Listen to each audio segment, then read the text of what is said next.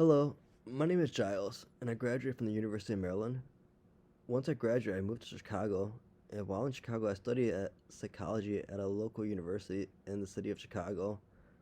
After I completed my degree in psychology, I decided to again study for the LSAT.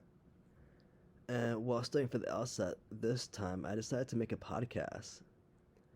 And with this podcast on the law school admissions test, I'm going to focus on logical reasoning and some of the information that I consider important. That way, I can get you to a better score, or if not a better score, at least you have a better path or guided how to actually achieve and getting yourself a better score. One thing I noticed about the information in the LSAT is that they utilize vocabulary: all, some, none, and all these vocabularies have a different meaning. If you were to relate to numbers or percentage, you could see all as 100%. Some does not mean 100%. Some means anywhere from 99 to 1.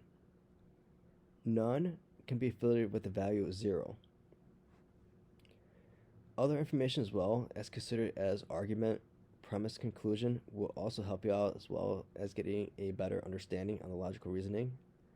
Knowing that an argument is going to be what you consider two parts, not just focusing on just one part. So an argument would be composed of what you consider two information.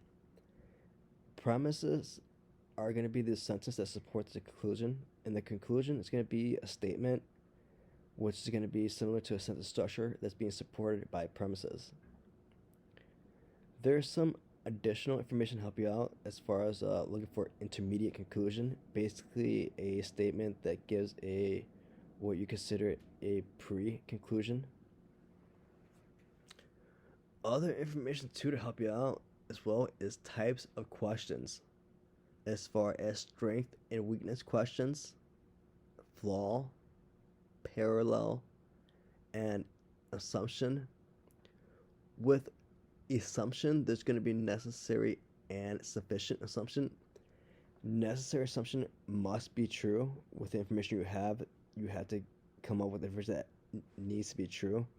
Sufficient assumption is just a general idea of assuming the idea, or just having a what you consider a basic understanding of where the information could be going to. So with this LSAT, we're going to be going through the live LSAT Prep Test 94, which is the most current prep test release. And we're going to be focusing on some of the logical reasoning questions in section 2, where we're going to be going through 9 questions that are coming from the LSAT. And also, we're going to have one question that's going to be coming from the section 4 of the LSAT 94. And then after we go through the questions, we can go ahead and have a final thought section on the information that we went over on the LSAT logical reasoning.